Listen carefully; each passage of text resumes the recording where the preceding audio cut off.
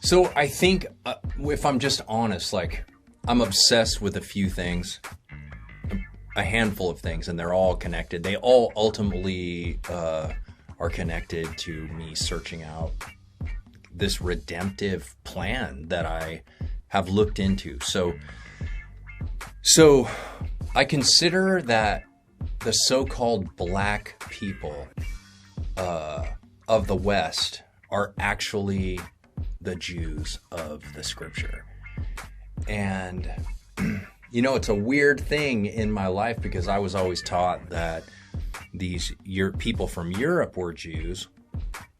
And so, you're looking one direction, you're not. But then when you start looking at, like, first you go like, well, are they ethnically Jew? And you look for that, right? And I think the best argument for the ethnicity of their Jewish heritage is the old maps, the old sailors' maps have the interior of West Africa named Judah land, and there's a couple other things that are very Hebrew tribe related. A lot of people contend that the Ibu tribe of Africa that's just really a variation of the word Hebrew. So those are points to be made, perhaps anecdotal, because I think as I've looked into the blood path, like, it's hard to follow on either side. And so I don't want to contend against the European Jewish people, right? Like, if they are a fulfillment of Noah's prophecy, we don't want to treat them the way that Ham treated Noah, right? If these are the children of Japheth dwelling in the tents of Shem, when Noah said that, he was saying they would dwell safely, right? That Shem and Japheth are brothers. So I believe that there's something redemptive to this thing. And so when I look at the black Hebrew, what is solid for me, I think about God's character. I think about the character of God. I think about the evidence of the scripture. I think about what Yahweh says to Moses when he says, surely I've heard the groaning of my people, knowing that this people have groaned. In that same way, the groan of being the captive, right? Being this whole system is parasitic to this one people and keeping this people down. And then you wonder, well, how can you get value from putting another person down? Well, it just is proof that people have value. And specifically, when you talk about the Hebrew people, I think that would also say that, the record of the Hebrew race, do we need to know the blood ethnicity of the Hebrews? I don't know. But when I look at the way that the Jew of the scripture, the way the Hebrews of the scripture were treated, this people has been treated that way. And what it says of the people in Deuteronomy 28, that if they rejected his law, what would happen to them? That has happened to this people. Read that, Deuteronomy 28. It says that they would be taken on ships into Egypt again and be placed in bondage, and no one would redeem them. That has happened to this people.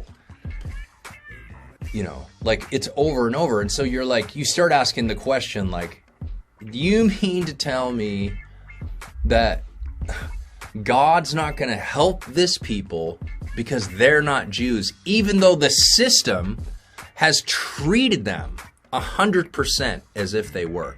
And you don't think the God that delivered captives out of Egypt isn't near to this people? I tell you, they are special to him. And I'll tell you, I was thinking about this as I was coming in, that the idea that the system that enslaved them could then liberate them just is not true. Really, what I think we need in this life is the prophetic eyesight to get out of the way, right? Yahweh is doing an act of deliverance. And I also would say, as part of the black-white equation, I would argue that is the Jew-Gentile equation. That's the same dilemma, that the Jew was black, right? We know that the people that are here that came on ships from West Africa, we call them black, but they're not black, they're brown, because black isn't about the color of the skin. Black is about polarizing the ruling class from the slave class, right? And so when the scripture talks about the dividing wall between Jew and Gentile, the Jew was the slave. When the Jew reject Yahweh, the story was they would go back into bondage. And wait, right? Groan for what a time, right? We know that the scripture tells us that it was 430 years. It says 400 once, and then it says 430. So, but still, that's poignant, and that God sent a deliverer. And then we see that the scripture talks about some sort of an exodus, right? And one, even Moses said, one would come like him. And when we consider the deliverer for the problem, like, I don't know if Jesus was like Moses, but I think the deliverer for this people would be that. And maybe, in fact, that still is Jesus Christ. There's some mystery here as I search this out, but when you realize that this people's identity has been kept from them, their names have been changed, that not only did they go hundreds of years in the psychological dilemma of the field and the plantation, a white house on a hill, right? The God of the slave master, Jesus, who died for the sins of all the people and died for them, but guess what? He didn't look like them. He looked like the slave master.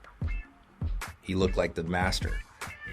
And so does the European Jew, for that matter. You know, it's hard to distinguish. I have curly hair as well, too. And as a matter of fact, my Ancestry.com results said that I was 1% Jew. So, but when I look at Jew, we're looking at the social dilemma of the Jew, and that is the position that black people are in. Arguably, First Nations people are also a part of that equation when you realize that the system profits. It gains value from not recognizing the intrinsic value of these peoples. And it is the Titanic. Babylon will fall, you know. Hopefully not, though. I think in Nebuchadnezzar's day, Babylon did not fall because Nebuchadnezzar, the king of Babylon, identified the king of heaven.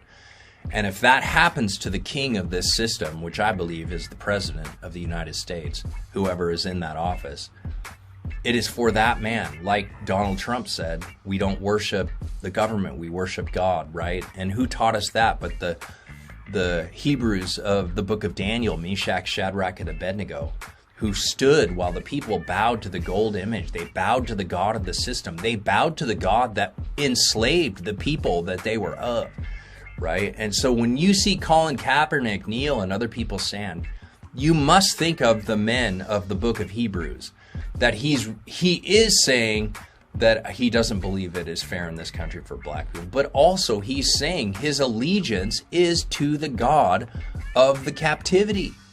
Whether he knows it or not, it is the same thing. And isn't Colin Kaepernick like one of those? He's excellent in all things. And he's borne the reproach for his stance, you know. He made a sacrifice, a tremendous sacrifice. It's worthy of respect, you know.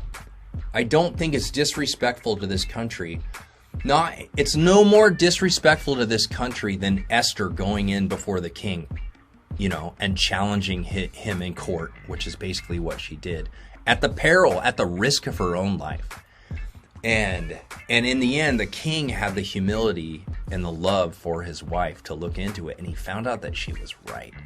And so when we talk about the psychological construct of the plantation and the levels that are already built into the psychology of that people coming out of captivity, that even within their own people now there's a hierarchy based on the appearance, and some look more like the master, right?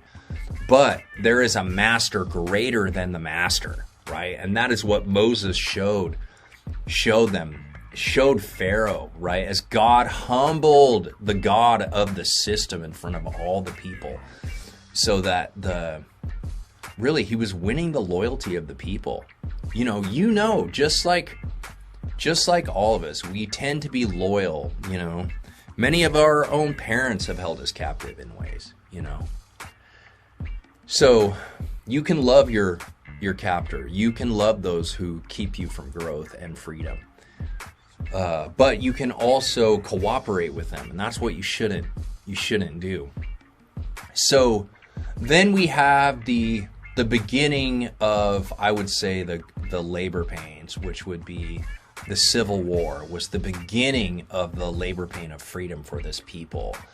And then to see the war was ended with little more than a handshake and no real guarantee of freedom. The abolition of slavery was not in the Constitution until it was 10 years later, and that's the 13th Amendment. So you had what? Then you had sharecropping, you had Jim Crow, right? You had a people that had only ever known dependence on the master, trying to figure out how to be not the way that they were, you know? It's like, how do you turn a chicken into an eagle, you know? But it's not a chicken, is it? It is an eagle, but it's been treated like a chicken, and so it doesn't know. So what does God do? God sends a free eagle, someone that looks like them, right? And then they perceive, oh, that's who I am. You know, I knew it. I knew I wasn't bad. I knew I was supposed to be free, right? All those things. And that is what God does, right? He wins us. And this is especially to oppressed peoples. But I want to consider, if you read 1 Timothy